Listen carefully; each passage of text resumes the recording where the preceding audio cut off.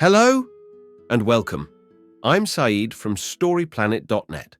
Dive right into the essence of the most captivating books without reading them cover to cover. Whether you're on the go, at the gym, or just relaxing at home, we offer you a unique and enriching listening experience. Today, we are exploring the book Decisive, a creation by Chip and Dan Heath. The book explores the common obstacles to decision-making, limited perspective, fleeting emotions, and excessive confidence in predicting the future. It offers insightful guidance on the formation of our decisions and strategies to avoid making poor choices. Before we delve into these revelations, it's interesting to note that Dan Heath, a senior fellow at Duke University who supports social entrepreneurs, and his brother Chip Heath, a professor in the Graduate School of Business at Stanford University, have authored the internationally acclaimed bestsellers Switch and Made to Stick. With 11 key ideas to unveil, brace yourself for a deep dive into this captivating book. On StoryPlanet.net. To start, the text highlights the difficulty of making decisions and suggests learning how to make them correctly. It emphasizes the personal benefit of improving decision-making skills. In their book, Decisive, Chip and Dan Heath explain that our decision-making often falls short due to narrow thinking, biases, and overconfidence. They highlight the consequences of poor decisions or indecision through the example of Kodak, which failed to act on the emergence of digital photography and eventually fell behind. The book provides guidance on finding alternative choices, avoiding personal preferences, managing emotions, and preparing for the outcomes of our decisions. Key idea number 1. When facing a difficult decision, avoid imposing unnecessary constraints on yourself. We often limit our decision-making by thinking of it as a choice between two options. However, by considering alternative options and the opportunity cost of our decisions, we can make better choices. For example, teenagers often get stuck making decisions that seem like a simple yes or no, but considering other options can make the decision easier. Additionally, considering the opportunity cost, or what we would be giving up by making a certain decision, can also improve our decision-making. Even the slightest suggestion of another alternative can have a significant impact on our choices. Key idea number 2. When problem-solving, it is advised to explore multiple ideas and options rather than only focusing on one. This approach increases the chances of finding the best solution. Multi-tracking, or trying out several options simultaneously, can greatly improve the decision-making process. In a study with graphic designers, those who worked on multiple ideas simultaneously produced higher quality work that was rated better by experts. Exploring alternatives at the same time speeds up decision-making, as it allows for flexibility and provides a fallback option. However, too many options can lead to choice overload, so it's important to limit the number of alternatives. Key idea number 3. Consider reviewing the solutions of others who have encountered a similar problem. When facing a problem, it is important to remember that someone may have already solved a similar issue. Look at how others have solved similar problems, such as competitors in business. Take inspiration from others, like Sam Walton, founder of Walmart, who was always looking at what competitors were doing and implemented successful ideas in his own stores. Additionally, analogies can be helpful in thinking about problems in a more general way, leading to creative solutions. For example, Speedo's fast-skin swimsuit was created by looking at things that move fast, like sharks and torpedoes. By exploring different areas and thinking broadly, you can uncover solutions that you may not have thought of on your own. Key idea number 4. To avoid bias, play devil's advocate and construct arguments against your decision. When making decisions, our personal preferences often bias our choices. However, there are strategies to overcome this bias. First, allow for disagreement by considering the logical constraints of alternate options. Playing devil's advocate or inviting others to do so can help. Second, ask disconfirming questions to surface opposing information. Lastly, consider how our decisions have worked out for others as a way to gain perspective. Key idea number 5. Consider how your circumstances may appear to an observer.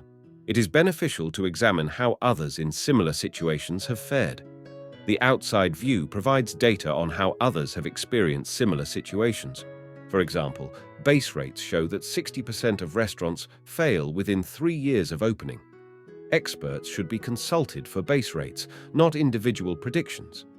Informed opinions should not be taken at face value, and a closer look should be taken. In the example of searching for a restaurant, the overall rating may not provide specific information relevant to an individual's preferences. Key idea number 6.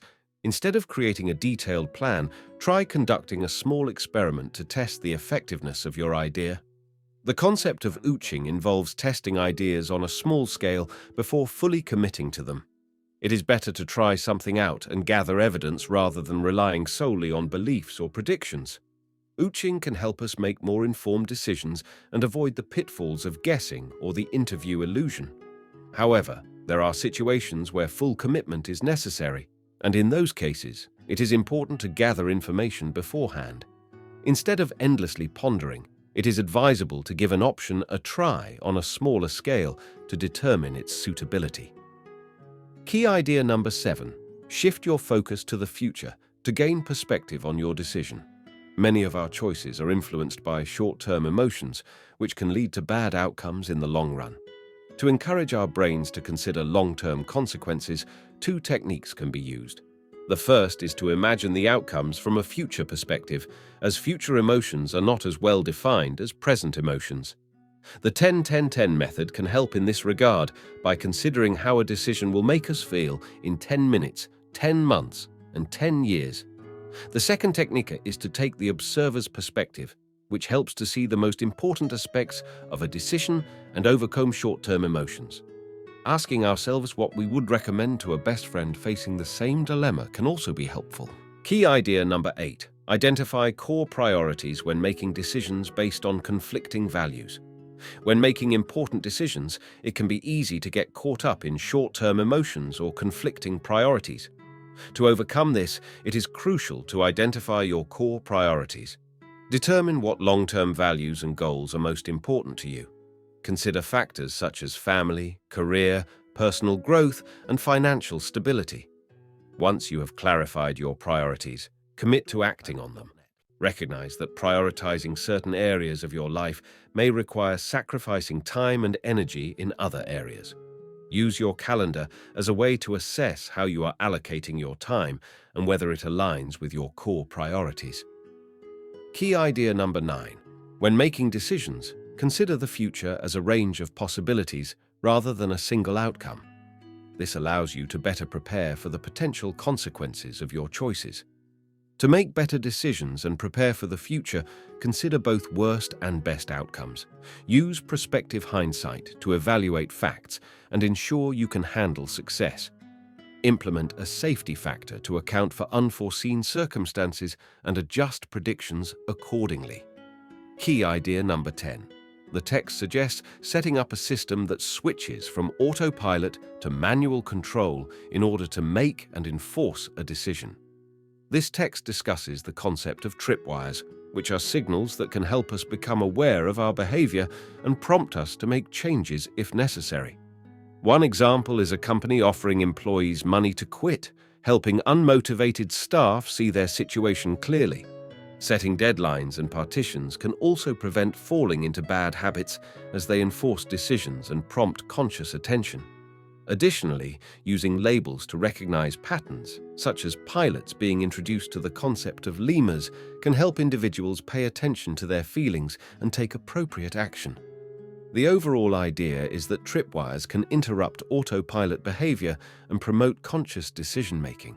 In conclusion, the RAP process is a decision-making strategy that involves widening options, reality testing assumptions, attaining distance, and preparing to be wrong. Some actionable ideas from the book include setting specific times for activities and considering alternative options before making decisions. Thank you for listening to this summary. If you enjoyed this exploration, we invite you to discover other fascinating books on storyplanet.net. Don't wait any longer. A multitude of books, stories, and knowledge await you there. See you soon on storyplanet.net.